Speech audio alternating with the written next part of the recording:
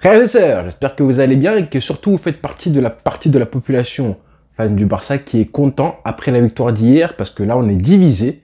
Forcément là il fallait que je fasse une vidéo pour un petit peu dénoncer l'hypocrisie, parce que c'est le mot, hein, c'est un peu de l'hypocrisie de la part des fans du Barça. Après ce qui s'est passé hier soir et ce classico qui je pense ce sera un tournant pour la saison pour les fans du Barça à l'avenir, qui ont découvert un Barça, ils ont découvert qu'une équipe pouvait jouer avec un bus comme ça et qui s'appelait le Barça. On n'a jamais vu ça, hein. C'est la première fois de ma vie de fan à moi que je vois ça, il fallait en parler. Donc moi je surfe un petit peu sur l'euphorie de ce qui s'est passé hier soir pour rebondir et voir un petit peu les réactions des fans choqués de ce qu'ils ont vu hier soir. Toutes les critiques qui se sont abattues depuis hier soir sur Xavi, sur les joueurs, en grande partie sur Xavi, sur la prestation du Barça. On a vu tout et n'importe quoi sur les réseaux sociaux, des fans du Barça qui ont dit que voilà c'était décevant, que c'était ridicule, des fans du Real Madrid qui ont accusé le Barça de jouer comme Cadiz, c'est plein de choses que j'ai vues qui sont incroyables, que Xavi était un héritier du Cholismo, que Xavi était plus un Valverde bis qu'un Guardiola bis, bref, pas mal de bullshit, pas mal de bêtises comme ça pour des fans qui découvrent un petit peu que le football, c'est pas seulement quelque chose de tactique. Et moi, je ne suis pas choqué. Moi, je pense qu'il y a pas mal de gens qui m'ont dit, Charel, comment tu peux dire qu'un tel a été bon? Comment tu peux dire que le Barça a été bon ou le Barça a ressemblé au Barça? Attention, hein, je n'ai pas dit que le Barça avait fait un grand match tactique, d'accord? Parce que ce qui s'est passé hier, moi, je ne suis absolument pas surpris du scénario du match de A à Z. Clairement, la preuve, c'est que j'en ai fait un avant-match. Alors, je le redis, peut-être que les gens sont surpris de voir ce qui s'est passé, mais moi, comme j'ai anticipé la chose, du coup, c'est peut-être pour ça que mes attentes du match n'étaient pas aussi grandes que les vôtres, et que voilà, si vous suivez mes vidéos, et j'espère que je vous influence un minimum sur ce qui peut se passer, et je vous encourage encore une fois à aller voir mon avant-match, parce que c'est un petit peu ce qui s'est passé, même totalement, globalement, le scénario du match a été respecté par rapport au différentiel mental, par rapport à la dynamique mentale et psychologique des deux équipes avant le match. Et les gens négligent tout le temps l'aspect psychologique avant une rencontre, qui décide souvent du scénario du match. Il y a eu tellement de classicos où tu pouvais prédire un petit peu le score et même s'il y allait y avoir une raclée ou pas avant le match parce que à l'instant T, il y avait un différentiel énorme psychologique et mental entre les deux équipes. D'accord? Même si des fois le Barça a gagné des classicos 4-0 à l'extérieur, par exemple il y a un an de ça, ou en 2015 on a gagné 4-0 chez eux, en 2009 6-2 chez eux, bah, tu pouvais le prédire. Pourquoi? Parce que à l'instant T, la différence du score ne reflétait pas forcément l'écart de valeur entre les joueurs, mais elle reflétait surtout la dynamique entre les deux équipes à l'instant T. Quand il y a un an, le Barça tape le Real Madrid 4-0 au Bernabéu, 4-0, hein. C'est pas 1-0, c'est pas 2-0, c'est 4-0, et ça aurait pu être pire, rappelez-vous, hein, ça aurait pu finir à 6 ou 7-0, à l'instant T, il n'y a pas 4 buts de différence dans la valeur des équipes, mais il y avait une dynamique à ce moment-là, clairement, psychologique et tactique aussi, si vous voulez, mais psychologiquement, rappelez-vous à cette époque-là, hein, toutes les équipes qui affrontaient le Barça se mangeaient 4 buts minimum, hein, tous. Rappelez-vous, ça parlait de 4 buts et tout à la presse et tout. On en était presque amusé de voir à chaque fois le Barça taper toutes les équipes 4-0 chez elles, 4-1, Valence 4, Bilbao 4, bref. L'Atlético Madrid au Camp Nou, 4 buts aussi. Mais à ce moment-là, il n'y avait pas 4 buts de différence, d'écart entre la valeur de l'effectif et des équipes. Le niveau des équipes était proche. Mais à ce moment-là, il y avait un espèce de rapport de force qui faisait que si, selon le scénario du match, si le Barça prenait l'avantage tôt dans le match, et ben ensuite, l'écart de niveau entre les deux équipes allait s'accentuer à cause du scénario du match, à savoir un Barça qui marque tôt et du coup qui plombe le moral déjà fragile du Real Madrid. C'est ce qui s'est passé il y a un an. Et là, hier, du coup, le scénario était aussi anticipable. Et je l'ai fait encore une fois. Et j'aurais pu me tromper parce qu'à la première minute, imaginons que Modric marque ce but-là. Imaginons que Modric, à la Koundé, n'arrive pas à temps et Modric frappe et marque le but du 1-0. Vous pensez vraiment que le Barça aurait passé les 90 minutes suivantes à mettre le bus comme ils l'ont fait? Est-ce que vous pensez vraiment que le Barça aurait fait ça? Bah non, logique, hein. On aurait forcément essayé d'égaliser, donc se découvrir encore plus. Et le Real Madrid aurait pu en profiter, et je pense qu'ils en auraient profité largement plus, parce que ça leur convient largement de jouer comme ça avec des équipes qui se découvrent. On l'a vu face à Liverpool il y a une semaine, et j'en ai parlé dans mon avant-match, que Liverpool a fait exactement ce qu'il ne fallait pas faire face au Real Madrid. Et là, comme par hasard, les supporters du Real Madrid, ils nous accusent, nous, de jouer comme Cadiz, parce qu'ils savent très bien, que ça leur convient plus d'avoir de l'espace. C'est normal, c'est normal. Mais ce qu'ils ne disent pas, c'est que c'est à eux de faire le nécessaire pour ensuite créer de l'espace dans la défense du Barça. Et hier, ils ont joué un football honnêtement horrible. Avec 40 centres, c'est énorme. On a vu ce qui s'est passé quand le Barça a fait 46 centres là face à Almeria le week-end dernier. 40 centres, c'est énorme, c'est dramatique, hein, parce qu'ils n'avaient pas d'espace, parce qu'ils n'avaient pas l'imagination et le milieu de terrain un petit peu qui va casser les lignes hein, dans l'axe, comme Modric aime le faire, Valverde aussi habituellement aime le faire. Ils n'ont pas réussi à le faire, donc forcément, quand tu n'as pas l'imagination et tu n'as pas ce joueur qui casse les lignes, et bah tu fais une possession en U comme ça, comme ils l'ont fait des fois. Tu finis par un centre, un petit peu au hasard, avec Vinicius souvent. Et le Barça s'est régalé défensivement. Mais comme je l'ai dit, si le Modric marque ce but-là au début du match, le scénario aurait été complètement différent et du coup, je me serais trompé. Mais j'ai quand même averti en disant que le Barça devait faire le nécessaire pour ne pas encaisser l'ouverture du score. C'était vraiment très important. Et du coup, en ne concédant pas l'ouverture du score, le Barça s'est octroyé la possibilité de marquer et de mettre un gros coup au moral au Real Madrid. Et ça, on en a parlé à l'avant-match. Ça, hein, c'est pas un truc qui a été calculé par Xavi, d'accord? C'est plus le match et la dynamique avant le match. Ça, par contre, c'est à cause de Xavi. Si le Barça est arrivé avant ce match-là avec un déficit mental et de confiance, c'est à cause de Xavi, d'accord? Mais par contre, hein, le rapport de force qui s'est installé en cours de match, ça, Xavi, il ne pouvait rien faire de plus. C'était vraiment, ça lui échappait un petit peu de voir un Barça sur la défensive à partir du moment où t'as pas les joueurs pour un petit peu sortir à la relance et faire remonter le bloc, hein.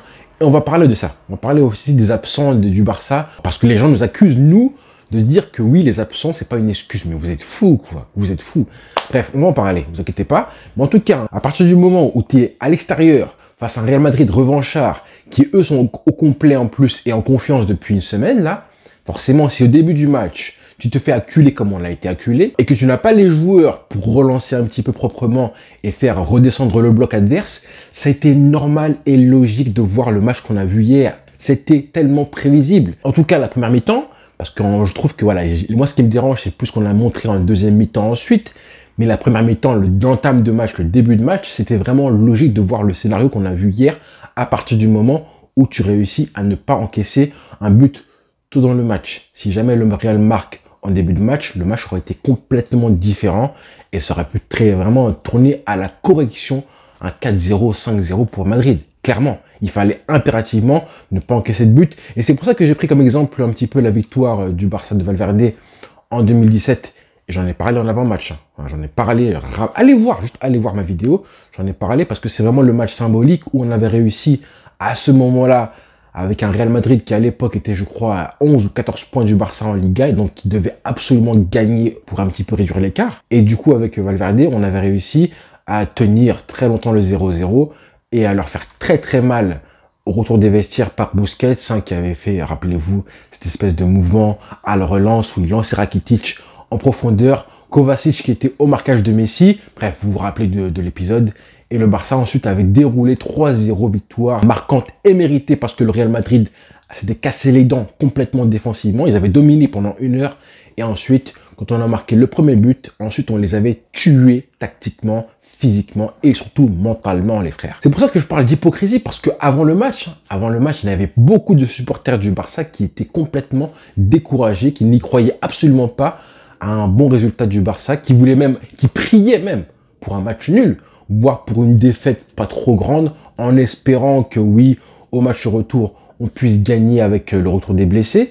Mais moi, j'ai pas parlé de ça, hein. J'ai parlé de victoire. Je me suis dit, ma vidéo, son titre, c'est « Est-ce qu'un match nul serait une bonne opération pour le Barça ?» Et j'ai répondu en disant que oui, c'était un bon résultat pour les prochaines semaines en Liga, mais que pour la qualification, ce serait une mauvaise opération de faire un match nul. Il fallait impérativement viser la victoire. Le hold-up, pour moi, ça passait forcément par un hold-up, ce match-là. Mais encore une fois, c'est hypocrite de vouloir, de prier pour un match nul, de prier, de demander à Xavi de mettre le bus. Et c'est même pas ce qu'il a fait, hein. On a mis le bus, mais c'est pas forcément lui qui a voulu ça. C'est comme je l'ai dit, c'est les circonstances du match qui ont fait que à la fin, on était plus à l'aise en défendant bas et en étant solidaire dans l'effort. C'était vraiment là où on était le plus à l'aise vu les joueurs qu'on avait sur le terrain. On était à l'aise comme ça. Donc vous priez pour qu'on vise le nul. Vous demandez à Xavi de mettre le bus et à la fin, vous êtes énervé parce que on a réussi à gagner un match là. Certes, la manière a été mauvaise, elle a été et encore mauvaise. J'ai envie de dire que il y a des choses parmi les joueurs du Barça que j'ai kiffé, moi. Voir un Barça comme ça, solidaire, des guerriers sur le terrain Moi, j'ai découvert un Barça. J'ai découvert qu'on pouvait être à l'aise en défendant si bas que ça. C'est nouveau pour moi de voir ça. Je pensais qu'on serait plus constipé, mal à l'aise, à défendre 95 minutes comme ça, sur 25 mètres devant nos cages, avec Busquets, Marcos Alonso et tout. Je pensais vraiment qu'on aurait beaucoup plus de mal. 40 centres, les frères. 40 centres du Real Madrid, ça veut dire que à chaque fois, ça fait un centre toutes les 2 minutes presque. Donc ça veut dire qu'à chaque fois qu'il faut que la défense dégage le ballon, et du coup à la fin ils ont cadré 0 frappe. Et c'est pas un hasard pour moi. 0 frappe cadrée, ça veut dire que s'ils ont fait 40 centres et qu'ils ont 0 frappe cadrée, ça veut dire que le Barça a très bien défendu à chaque fois sur les centres. Soit ils n'ont pas réussi à cadrer eux le Real Madrid, soit on a réussi à sortir les ballons à chaque fois, hein, ou alors on les a gênés au moment de frapper quand ils recevaient les centres. En tout cas, le Barça a très bien défendu. Et c'est comme ça qu'on joue un match de coupe, en défendant bien avant tout et ensuite en jouant les coups à fond. C'est pour ça que la deuxième mi-temps m'a un petit peu dérangé, parce que les coups, on les a pas joués à fond, d'accord? Quand j'ai vu un petit peu Rafinha, bon, certes, Rafinha et Ferran Torres ont été vraiment livrés à eux-mêmes, et franchement, je les félicite parce que jouer un match comme ça, c'est compliqué, c'est dur. Quand tu es tout seul, esselé comme ça, l'équipe qui est cassée en deux, coupée en deux, pardon, et que tu reçois un ballon comme ça, un ballon en bois, où tu es encore à 60-70 mètres de tes buts, enfin, des buts adverses, pardon, et que tu dois remonter le ballon tout seul, hein, parce que c'est ce qui s'est passé. Ils n'ont pas été épaulés. À chaque contre, mini-contre du Barça, ça a été, tenez, prenez le ballon, vous êtes à 60 mètres des cages, souvent soit une passe à la relance, ou même une passe de Ter Stegen, donc tu dois contrôler le ballon, réussir à la mettre au sol. Mais le temps, il passe. Hein. Le temps, il passe. Pendant ce temps-là, le défenseur arrive pour être au duel, au pressing. Bah, c'est compliqué, les frères. Donc, Ferran Torres, je le redis, hein, il y en a beaucoup qui m'ont dit, oui, dans ma vidéo, Ferran Torres, t'abuses, il a été mauvais, etc. Moi, je trouve qu'il a fait un très, très bon match, Ferran Torres. Je le redis, hein. Si j'avais une note à lui donner, je lui mettrais un 7 sur 10, fastoche. 7 sur 10, hein. Et si jamais Kessié marque un des deux buts, là, où il a eu l'occasion, j'aurais mis un 7,5, voire un 8 sur 10, Ferran Torres. Il n'a pas le physique pour s'occuper de deux mutants comme Rudiger et Militao, hein, c'est pas n'importe qui non plus, mais il a été malin en se déplaçant continuellement sur toute la ligne offensive au pressing pour se démarquer et un petit peu étirer la défense, faire reculer un minimum le bloc.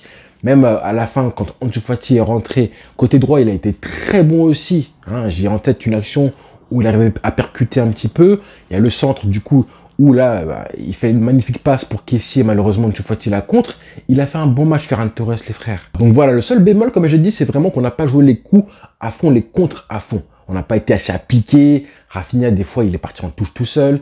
J'ai même vu Araujo un petit peu à un moment, il fait une percée. Il a réussi à faire une percée quand même, Araujo en contre. Il était tout seul, Araujo tout seul en contre.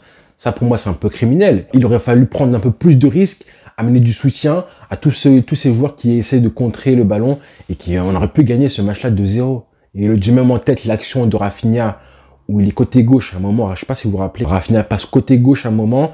Il a une occasion en or de faire une passe à Ferran Torres. Malheureusement, la passe, elle est mal donnée.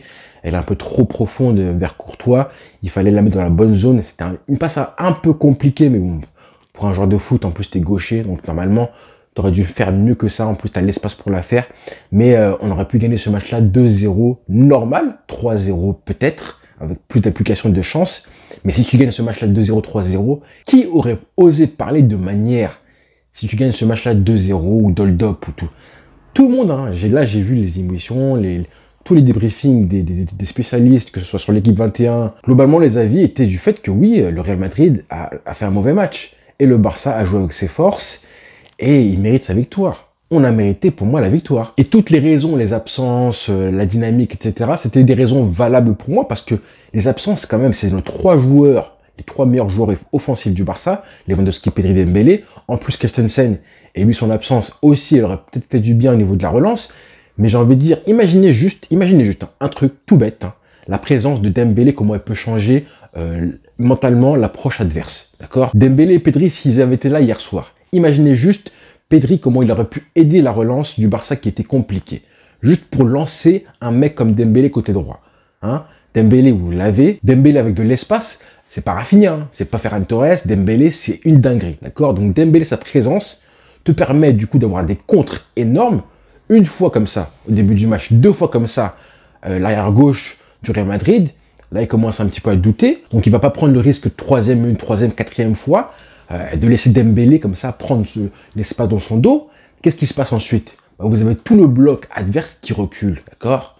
Parce qu'il y a Dembélé. Juste sa présence fait en sorte que le bloc adverse commence un petit peu à moins laisser d'espace que ça a été le cas hier, par exemple. D'accord? Prend moins de risques ou joue moins haut parce que à la relance, on a un Pedri qui, du coup, amène cette espèce de finesse technique pour moi être acculé par le pressing du Real Madrid.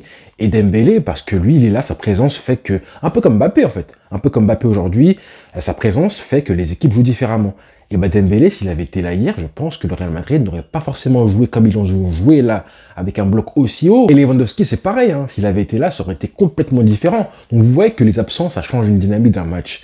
Sachant qu'en plus, hein, on va pas se leurrer, Xavi, il a construit cette espèce de 4-3-3 nouvelle génération là, ou 4-5-1 avec les 4 milieux de terrain. En fonction, il a fait cette équipe-là pour Pedri, pour le mettre en numéro 10, proche de Lewandowski. Et pour aussi exploiter au maximum les qualités d'ailier de Dembélé, hein, qui est un petit peu esselé à droite parce que lui a la capacité de créer du danger avec très peu de choses quand il est avec de l'espace côté droit. Donc Xavi a construit l'équipe en partie autour de Pedri. Donc forcément, quand il n'est pas là, c'est plus compliqué d'avoir des repères. Et on n'avait pas ce joueur-là au milieu de terrain. C'est pour ça que justement, j'ai parlé de Kessié dans mon avant-match en disant que c'était le joueur clé pour les contres du Barça. Et c'est ce qui s'est passé, les transitions rapides plutôt. Et par bonheur, tout s'est bien emboîté. Enfin, presque tout, on va dire, parce qu'on aurait pu gagner 2-0. Mais bon, ça aurait été vraiment un gros hold-up. Mais c'est comme ça, c'est un classico. Il faut les punir. Il faut les punir, ces mecs-là. D'accord? Plus c'est injuste et plus, combien de classicos ils ont gagné eux comme ça? Pas autant, certes. Mais combien de classicos ils n'ont pas montré un beau visage? Et là, depuis hier soir, depuis 24 heures, on a les supporters du Real Madrid qui se prennent pour des génies collectifs. Alors que dans le contenu, franchement, ils devraient s'en prendre à eux-mêmes. Ils ont été impatients, ils se sont frustrés. Et c'est pas un hasard, en fait. Ils ont tellement cette espèce de volonté de nous abattre. À chaque fois qu'ils ont l'occasion, à cause de la forme du moment, de nous abattre, à chaque fois, ils se précipitent. Ça, c'est pas un hasard non plus. Nous, le Barça, quand on a l'occasion de les tartiner, on le fait. On leur casse la bouche. Mais eux, ils savent très bien que, voilà, ils savent que quand le Barça va mal, il faut être opportuniste et tueur. Et du coup, ils se précipitent. Hier, on les a vus agacés. Au bout de 25 minutes, ils ont complètement perdu le fil du match, à l'image de Vinicius qui a fait n'importe quoi. Il a vraiment fait n'importe quoi. Vinicius, c'est dommage, hein, parce que vraiment, au début, en 2019, 2020 et tout, c'était un personnage que je trouvais attachant. Je trouvais qu'il avait un truc, il avait un petit charme et tout. Et maintenant, c'est devenu un personnage détestable. Je sais pas pourquoi il est comme ça. Certes, il a une pression avec ce qui se passe dans les stades, avec le racisme et tout. Je comprends ça. Mais être un joueur aussi détestable que ça, là, je comprends pas forcément. Il aurait dû manger un rouge, en plus, hein. Ce qu'il fait, l'espèce de attaque frappe atlas qu'il fait à Frenkie de Jong, pour moi, c'est carton rouge, hein. Benzema n'a pas été bon, Modric a été limité, Valverde, Kroos et tout, ils étaient plus occupés à essayer de se battre avec Gavi. Mais les mecs, non, c'est pas un match de qualité, ça, pour moi. Et depuis que 24 heures, les supporters du Real Madrid font des reproches au Barça comme si eux, c'était des génies collectifs. Bref. Donc voilà, le Barça qui reprend l'ascendant psychologique avant les matchs qui vont arriver. Là, face à Valence, ça va être aussi costaud parce que voilà, les joueurs sont vraiment très fatigués, ça se voit. Comme j'ai dit hier, Gavi, dès la 50e minute, il était cuit, mais c'est pas le seul, hein. Rafinha est fatigué aussi, on l'a vu, il n'a pas été pris en sélection. Ferran Torres s'est beaucoup défoncé aussi. Donc là, le match de dimanche, heureusement, c'est Valence à domicile, je crois, donc c'est bien, ça va faire du bien pour le Barça. Xavi va certainement faire tourner l'effectif. Attention quand même, parce que j'espère qu'il fera pas la même bavure qu'il a fait face à Almeria en mettant 5 joueurs, à Jordi Alba, les Marcos Alonso, Eric Garcia, etc. en même temps. Sergio Roberto qui a prolongé en plus aujourd'hui. Bref, sans commentaire. En plus, Gavi est suspendu, donc ça va être très compliqué face à Valence. Mine de rien, ce sera un match très important. Heureusement qu'après ça, on aura, je crois, une semaine de repos avant le prochain match de Liga. Mais pour l'instant, on peut savourer ce week-end qui commence parce que ce qui s'est passé hier, c'est une victoire quand même marquante dans l'histoire des classicos. Le Barça sortira grandi d'un match comme ça, vous allez voir. Et tant pis pour les hypocrites. Voilà les frères. Bonne soirée à tous et bon week-end évidemment. Et on s'abonne. On sera bientôt 30 000 abonnés, ce serait cool d'y arriver bientôt. Bonne soirée à tous.